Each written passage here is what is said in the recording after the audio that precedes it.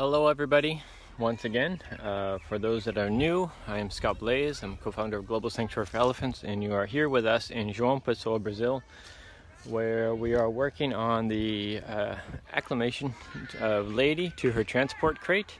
Lady's been living alone here for a number of years. She was previously on a circus. She does have a pretty substantial foot issues, a lot of infections in her feet that are pretty severe. But we'll explain more of that later. But agreement has been reached and Lady's being transferred to Elephant Sanctuary Brazil. We're going to be here for another few days, probably, and then we have about a 4 or 5 day trip to Mato Grosso, Brazil, where she will be released into a sanctuary where 3 other elephants are waiting for her, Hana, Maya, and Ramba, which many of you already know. If you don't, you can check her out more on our website, globalelephants.org. and learn all that you can about those 3 beautiful ladies, and also more about Hana and her trip. But we're doing great. Things are going really well. This is the 2nd day, and she's just hanging out, chilling in her container. She was in early this morning. She then returned to her little elephant care center. She drank some water, ate more food, and then she came down completely on her own.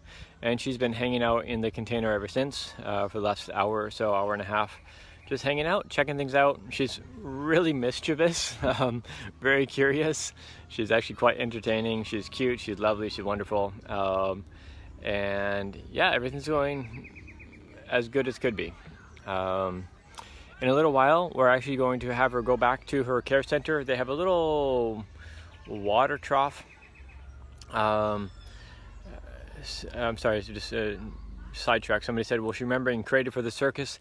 Yeah, but everything's different. It's not about the crate. It's not really about the truck. It's about the energy that we put into it, the personalities that are involved. I talked to somebody yesterday when we had to put a chain on Ramba. We explained more. You know, the chain's not the bad thing. The elephant training tools that are used that cause so much abuse, you know, those aren't what caused the fear to the elephant. It's the person behind it. So when you come to these situations with a different approach and a different attitude, a different spirit, even if everything else is exactly the same, they're going to understand the difference. And they are so perceptive, they're so sensitive that when you bring a different spirit into it, everything changes.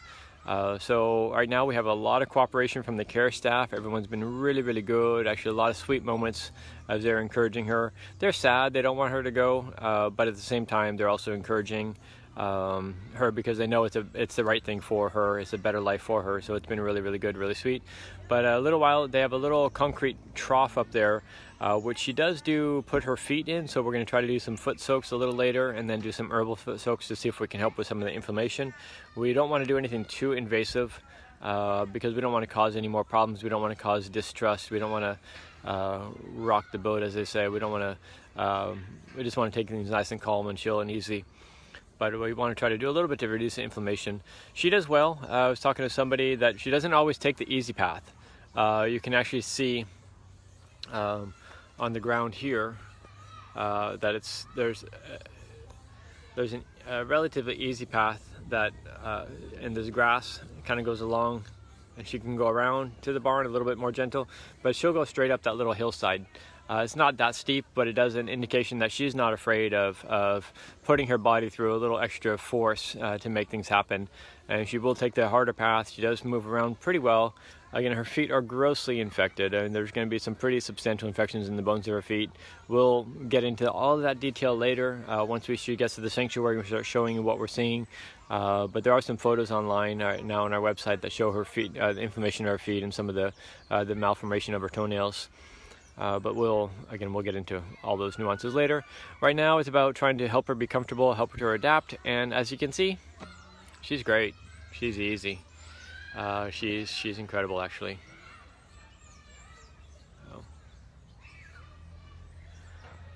Anna said good, you know, she will start foot healing now. Yeah, we're going to try to do a little bit as we can. She's on, we started her with Copaiba essential oils and another essential oil from Animalio essential oils.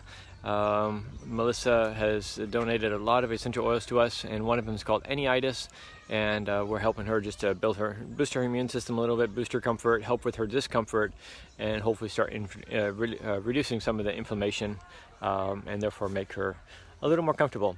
I'm gonna go a little closer. We kind of go back and forth. Sometimes we're closer, sometimes we're further away. I was the only one there for a while putting some stickers on the crate. So making some noise, doing different things around her just to help her feel, just to see that we're gonna be working not just in front of her, passing food to her. We're gonna be doing, different things. So we tend to go back and forth. Sometimes we're here, sometimes we're right with her, sometimes her keepers are here, sometimes she's alone. Again, she's exploring, checking out the little locking pin, sleeping a little bit, being a little pushy with her cute little nose. You're a cute girl. I'm gonna go to the side, okay, sweetheart? I'm gonna come over here. Oh, we gotta go to all sides. What's going on, my dear? Checking out this door. You're gonna start swaying a little? You're a good girl. Just looking over here, okay? Just checking things out. Go back. When we're ready to close, when we're ready to close her in for the last time, the doors make some noise. So we'll come back and forth. We'll walk around right here, sweetheart. I'm behind you. Make some noise with the gates, rattle the chains that are holding the gates, just to do some different things that make noise and just see how she responds. As you can see, she's really calm, but we're just taking it nice and slow, nice and easy. You can see some overgrown cuticles. Those aren't really that bad. That's pretty superficial, but she has some overgrown, the pad, you can see on the inside of that foot's a little bit overgrown. Her tail is beautifully overgrown. She has a nice, long, beautiful tail. Her skin is actually in really good condition. She does love to bathe, so her skin gets wet all the time. She does scratch on the trees. So her skin's actually in probably the best condition we've seen from an elephant coming from Brazil or from Chile, Ramba, or Nayangita Hana. Lady's skin is in much better condition. She does still stereotype a lot. She rocks back and forth, but this is mostly from boredom. Right now we're not trying to occupy her time fully. We want her to explore a little bit. We want her to check things out. We want her to again have time to adjust. All right, little lady, I'm gonna walk away. You're a good girl. Closing the gate. You're a sweet girl. Oh, look at that beautiful eye. Look at that beautiful eye. I don't know if you can see it. Oh, gorgeous. Bright eyes. I think somebody said, how will she do on the 5 days trip? She'll do okay. She's strong. In terms of her overall spirit, her overall energy is strong. She has a good force to her. So I don't think that we're going to be having anything too major. It'll be a little uncomfortable, but at the end of the 5 days, she starts a life of healing that is incomparable to anything that captivity can offer her. So that's the important part, is giving her a chance at something new and wonderful, and giving her a chance to heal. We do offer highly specialized care, a lot of experience in these types of situations. A lot of experience in these situations with catastrophic foot conditions. We have a good team, a lot of consultants that we talk to about different aspects of it, so we'll be able to help her out. But the first thing is getting to her facility where she can start that healing, not only the physical healing but also the emotional healing, where she can have more natural stimulation, walking more through more diverse terrain, and of course interactions with other elephants, which is absolutely imperative for their psychological and emotional health and their physical health too. It all is it's the whole package, as you know. Sorry, my phone is going dark because it's nice and warm here. The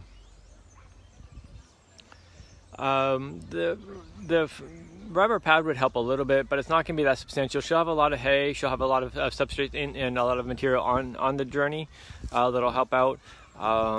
And the wood floor it does have some give to it. It's not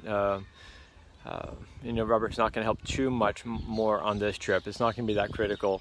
We're going to try to put a strap underneath her belly to give her something that she can lean into. We don't know if she'll accept it or not. We'll try it. Again, she's a little bit mischievous, a little bit curious, so we'll have to see. We'll just take it one step at a time and explore and see. And somebody chastised me for talking too fast yesterday. I am sorry. There's just so much to share. Somebody said, why is she going into the crate? She's going into the crate because we're getting ready to transfer her to Elephant Sanctuary Brazil. She's alone in this small zoo in João Pessoa. She's been here for a number of years. They don't have the knowledge, they don't have the capacity to provide proper care for her. So she's on her way to Elephant Sanctuary, Brazil, where she can be with other elephants, substantially more space, natural setting, and receive quality care that is really incomparable to anything that exists here in South America. Let's see, these questions are popping by really fast. So if I don't answer your question, somebody's going to go through later and answer as many of those as they can. So please forgive me. The exact distance, I should actually know how many kilometers that is, but it's not in my brain anymore. That's not a number that I've retained, although I should. So maybe one of you wonderful folks that knows more about this than I do. Many of our supporters, many of our followers have all those details. Unfortunately, I did not retain that number. But I'm looking at the 4 or 5 days, hoping for 4 days. We're going to try to get it out of here early in the morning, and depending on what she's exhibiting will determine what we do on the trip and how long we drive and how long we stop. We'll just have to be watching her along the way. Oh, thank you, Judy. Judy just said it's 2,010 miles. Judy, I promise I'll remember that from now on, but thanks for covering for me. Let's see. Somebody said I don't talk too fast. Thank you, I appreciate that. Somebody said, do I let her nose touch me? Yeah, at times it depends on what she's seeing. It's not just about the touch, it's about how the touch is. Sometimes she's just smelling a little bit. Sometimes she touches my hand. Sometimes she's doing it not out of just curiosity. She's kind of testing, am I watching, am I listening? So I'm watching her eyes, I'm watching her face, I'm watching the expressions to see if I can, to let her know that I'm picking up the nuances. When her eye is more soft, when she's more subtle, when she's more genuine with the touch, a little sweeter with the touch, then I'll let her touch me a little bit more. And it's just a very quick, easy way to let her know, look, I'm listening. I'm listening not just to you know, the bigger picture. I'm listening to the nuances. I'm watching who you are. I'm watching what you're all about, when it's good for you, and when you're just, you know, when you're possibly being mischievous or spunky. So it's all about communication. It's all about just listening and observing and responding appropriately. Sometimes she'll do things that an indication that she's not happy. She did hit the bars earlier when I had the gate open, so one of the documentarians going to get better images, and she hit the gate a little bit. It wasn't that bad at all. It wasn't like super overt aggression, but it said, let's listen to that, let's back away. And so the next time she wasn't really comfortable. When I was closer, I was doing a couple things, just looking at some things, just moving around. She did a little something else that was not aggressive, just a little indication I'm not really comfortable. So I just said, okay, I hear you. I'll back away. I'll come back later and do it another time. So just starting the communication. Kate, no, we're not going to be heading out yet. We've got a few more days here to get the rest of our team here. We've only arrived yesterday. She's just doing exceptionally well. The reality is that we could leave tomorrow. It wouldn't be any problem. I think she would do fine. But we'll just give her a little bit more time. It allows us to be a little bit slower with the adaptation to the straps, to give her a little bit more time to feel and be comfortable with us. Again, her caregivers have been really supportive of all of this. Her caregivers are also gaining more trust with us and our team, and that's helping them to feel more comfortable. There's a lot of doubt. Yesterday, there's a lot of doubts, a lot of apprehension. But now I think everyone's feeling a little bit more settled, a little more comfortable, sharing some stories, talking more about our adoration for Lady, about what we'll be doing, about how we'll be addressing things. Today I had a conversation with somebody about the nuances, how you see these things before they evolve into catastrophic foot condition, which was years and years ago when this whole started with Lady. And they said, we just don't know, we just don't know what we're looking at. We think we're doing what we should be, but we don't know enough about how to properly care for these situations. So these communications just open more doors, open more communication, open hearts. And that's really the most important part, is to help everybody just feel really comfortable and safe and secure with the whole thing, and feel like it's like they're all a part of it. Annie just said, do elephants have a hard time keeping their balance? I'm going to go further away, but I'll try to give you an idea. These crates are designed to be a little bit narrow, so that if they do lose their balance, they can catch themselves easily. All they have to do is lean over to the side, and they can balance themselves forward and back. Also, there's a gate in front, a gate in back, so you can see a little bit better. Let me keep going. You can see a little bit more that it's about restricted, which actually gives her more security, so she can't just lose her balance and tumble over. It's only about 2 meters wide. She's starting to stereotype a little bit of swaying. That's normal. She actually does it for many hours a day on a normal basis. We haven't seen anywhere near as much as normal yesterday and today. Normally this is a time where you'd see her starting to stereotype, and she's just chilling out. She's just hanging out. A little bit of stereotype activity, but nothing too substantial, and nothing that I'm worried about. It's not a sign of, oh my God, she's stressed. It's more boredom. Many times it's more anticipatory. Many times it does start off with a way for them to adapt, a coping mechanism, but it develops into patterns. It develops into habits. And at the sanctuary, that'll almost completely go away. Most of the time, it's 80 to 90% of it will go away. Sometimes entirely. Just depends on the individual.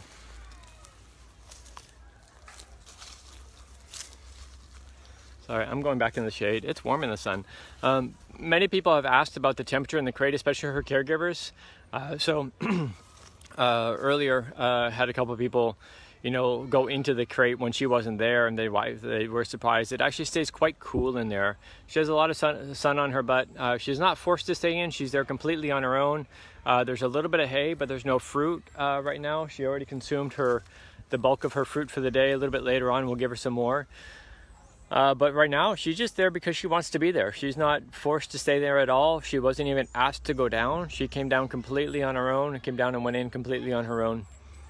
Sorry, I'm bouncing back and forth. I'm trying to watch different things and not always watching the camera.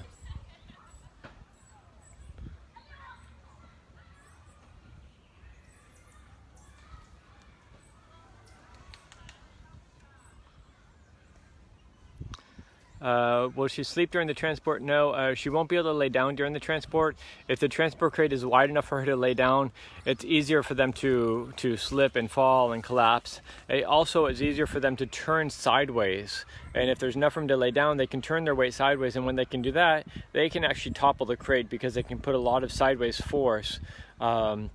Which would be, if they're turned sideways, actually moving forward or backwards, which is laterally against the container, and can actually cause the vehicle to disturb the balance of the vehicle. So for safety purposes, it has to be a little more restrictive, and also gives them a little bit more comfort.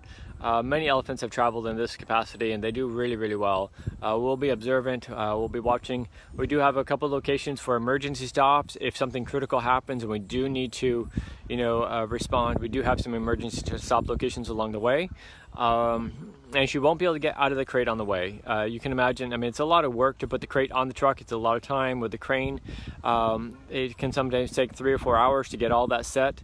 And imagine being in the middle of nowhere and you let her out and she doesn't want to go back in, or there's no safe zone for her to be free, and then you'd have to have a chain on her. So it gets really, really complicated.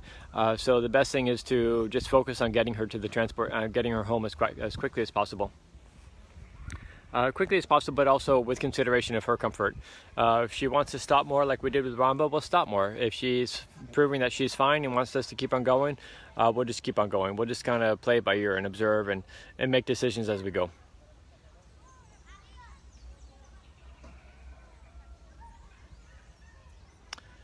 She does lay down each night. As far as how many hours she lays down each night, I don't know. I asked a couple questions the other day, does she lay down on both sides or just on one side? And they said, we really don't know, because there's indications of her laying down her left side, but there's never been that I've seen since we've been here, which is only a couple of days, no indication that she lays down her right side until this morning. And I talked to one of the caregivers again and said, oh, she does lay down her right side. It's like, how do you know? It's like, look at this impression, look at this, look at that. And like, oh, we didn't even look at that before. There's many times with a lot of the caregivers, they're not trying to be, complacent. They just don't know what to be looking for. They don't have proper education. They don't have proper experience. We've worked with elephants that haven't laid down to sleep in years. Winky was one. Before she came to the sanctuary in Tennessee, it was more than 5 years that they said she had not laid down to sleep. So it's not unusual for them not to. Lady does lay down, but it's for it to be a couple of days, 3 days or 3 nights without laying down to sleep, it's not going to be that critical. It's not going to be a make it or break it moment. And anytime we decide that we are going to be transporting an elephant, it's with careful consideration of who the elephant is, what their health conditions are, what is the benefit, and just there's a lot of factors to consider, and the benefits are extreme. When she gets to the sanctuary, it's a completely different life. It's a completely different realm of captivity that is unimaginable to most, and especially unimaginable to Lady. So we're excited to be able to give this life to her. The expense of that is 5 days on the road, but the reward and the benefit is astronomical, immeasurable.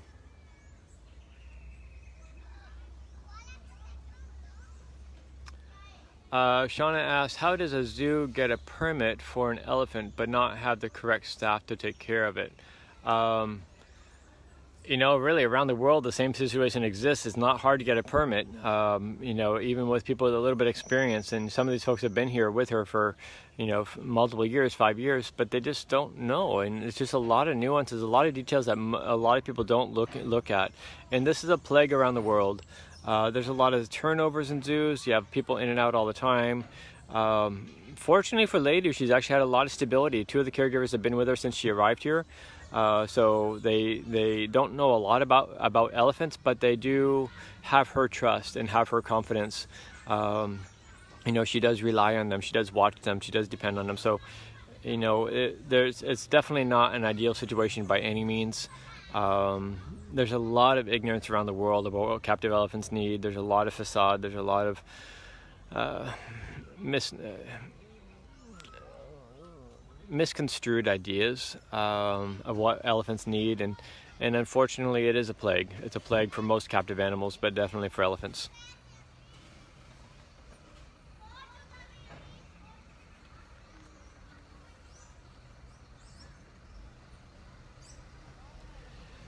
Hey, Karen just said no elephants are okay in zoos. The reality is captivity sucks.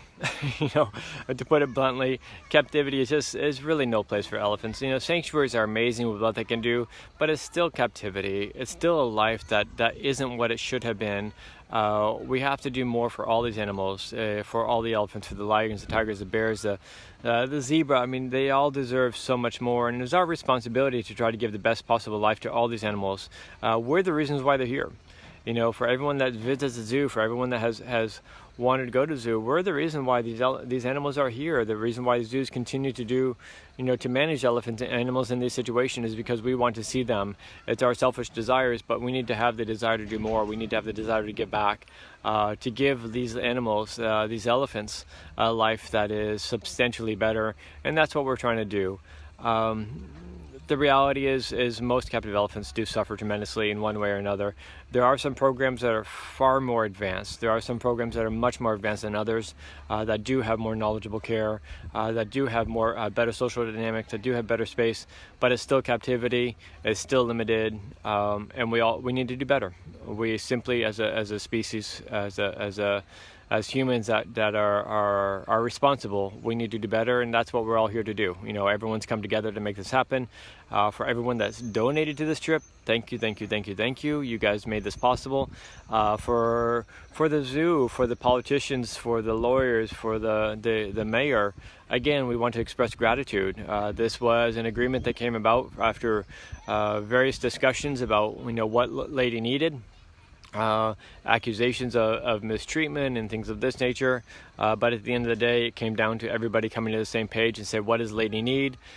2 of the people from the zoo, I'm sorry, I'm watching something else and not watching the camera again. 2 of the people came to visit the sanctuary, and when they left, they said, yeah, she needs to come here. You guys can do much more for her than we can. So it's really everyone coming together to make it happen, and it's about positive change, about people wanting something more and making it happen.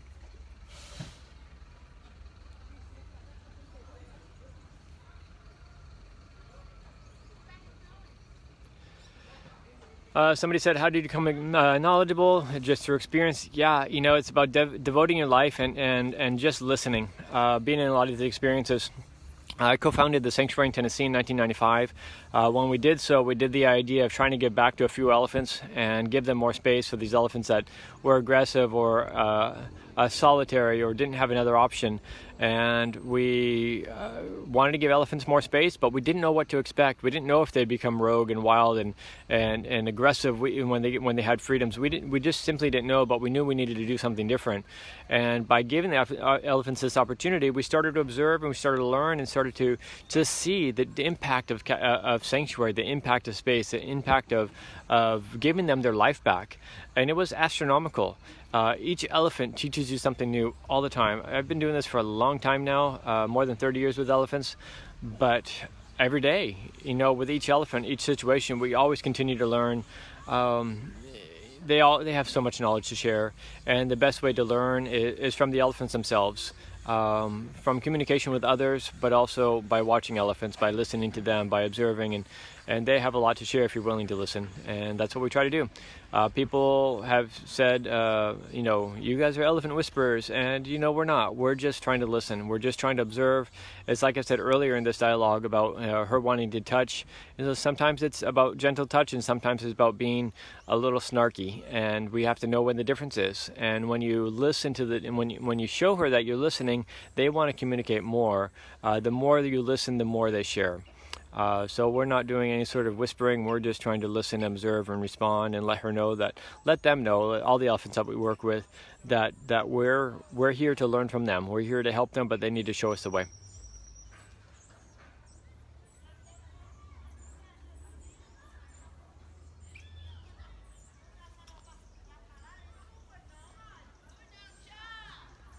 Let's see. Can people visit the sanctuary? No, Elephant Sanctuary Brazil is not open to the public at this point. We will have some small visitation later on, but it's going to be some time. We have a lot of work to do. Right now, we're preparing, as you know, for Laura de Galpão. Tanto faz para mim. 1 minute. Tanto faz. E normalmente ele bebe água nesse tempo. Acho que vamos colocar na galpão. Acho que é melhor.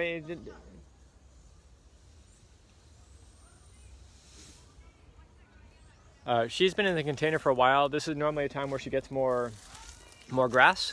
So we're going to encourage her to go back into the full shade of her care center. There's water up there. Kind of return back to normal. We're going to start trying to do a little foot soak with her later on. And this part of this going back and forth is good for her also. We don't want her just to stand still too much. We want her to move around. So we'll see what she does here in a few minutes, see if she'll actually go back. I think she will, but they just brought some grass this way past her, so I'm not sure if she's going to be smelling that, so we'll just see. I don't remember what I was talking about. I do not have the memory of an elephant. Visitation. We will be having small groups, but definitely not large-scale visitation. The reality is the sanctuary is pretty expansive. It's a lot of vegetation, so it's very difficult to see the elephants. So we won't have a good opportunity for people to observe. And what it's really all about is giving the elephants their space. They are the priority. They're the ones that need this most. And we can do education through other sources, through Facebook Live, through videos, through school visits. We can do a lot through education in this capacity. But in the future, we will expand our volunteer program. We will have a small-scale visitation, but only on a very small scale.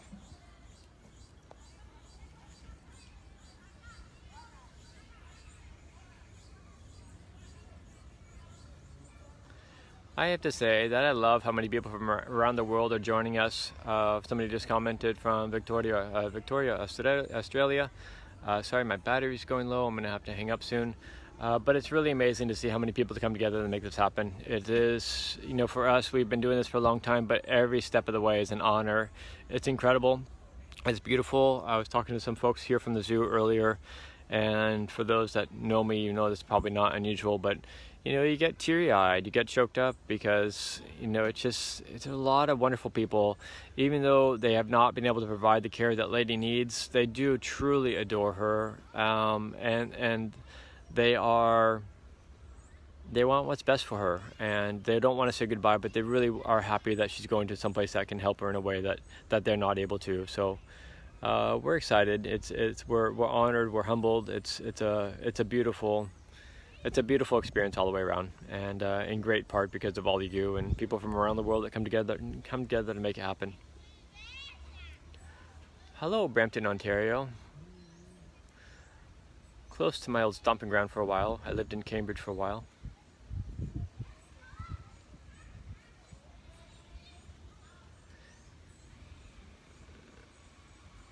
Oh my goodness, somebody decided, I just heard of you when Tina was rescued from Canada. That was a long time ago. Yeah, Tina, I actually knew Tina many years before that when I was working at a safari park in Canada. And then, of course, had the opportunity to bring her to the sanctuary. Tina's one that just never, probably never, the only one that never fully embraced sanctuary. Her health was just too diminished, her feet were too compromised. Just never really got a chance to fully delve into all that sanctuary had to offer. It was much better for her without a doubt. She was definitely content. But it was a tough scenario with Tina. She still breaks my heart a little bit when I think of her. A special girl.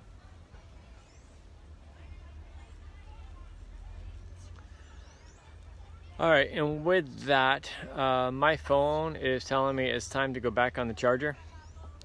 So we're gonna get to work here. We're gonna do some other things, have her go back. We'll keep following us, keep checking things out. We'll do updates periodically, and do more Facebook Live when we can.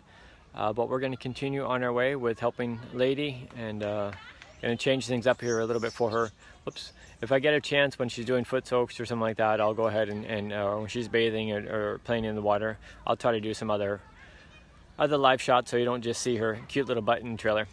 But we'll be in touch. Thanks again for making this happen. We love and adore and respect and admire and are so grateful to each and every one of you. Appreciate you all for being involved. Take care.